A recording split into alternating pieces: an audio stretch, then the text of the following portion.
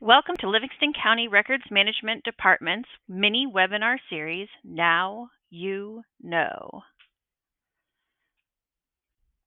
By the end of this short video, you should know how to save anything from a Microsoft file and turn it into a PDF/A. That's the non-proprietary archival version of a PDF/A that can be opened on any PC of any kind. And it is also in New York State the specific file format type required for legal filings. So let's get into it. Here you have the saving screen for a training session saving screen for my records management class that's taught at Livingston County, New York.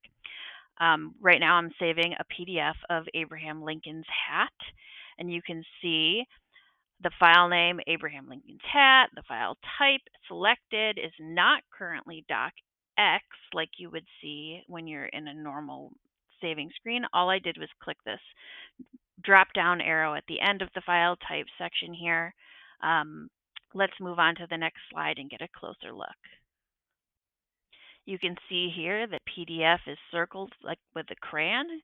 I'm trying to make sure that you really can see what I'm talking about. Saving as type. The ordinary sequence of letters here would be doc, DOC, with this in parentheses, .docx for modern Microsoft Word, or it might be the Excel version or an Access document. In any of these kinds of formats, we can change it to a PDF. So let's try with this Word document to see if we can make it happen. The next step here is to configure the options. So we're going to click this options bar and make sure that we get everything situated correctly. Okay, take a look here. The options have popped up. You can see at the top it says options, and then there's page range, so you can select only specific pages to turn into a PDF.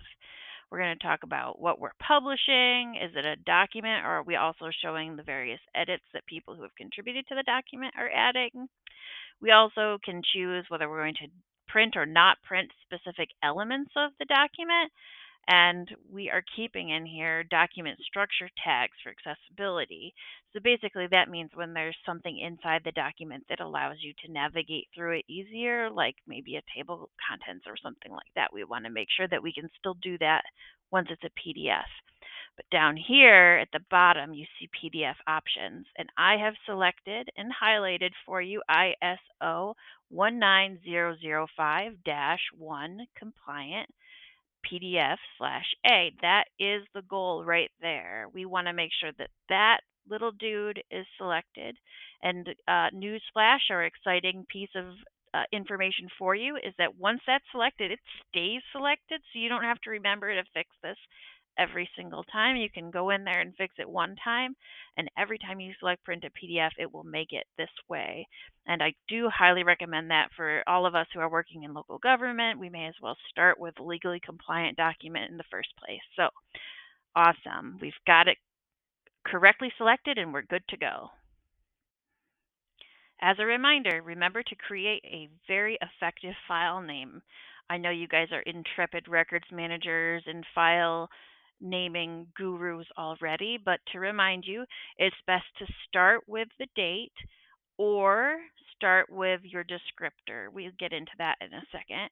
I like to use the European format. This is ISO 8601, and you start with the year, then month, then day. It looks a little funny for a while, but you do get used to it, and it helps to keep your files organized within the file folders on your shared drives or wherever you're saving these PDFs to, in a way that makes it easier to go back later to perform those records retention and disposition tasks.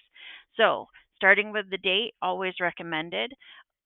You want to use a descriptor, something like, say, I'm making a file name for a invoice. I want to make sure that it says the name of the company, perhaps, or the invoice.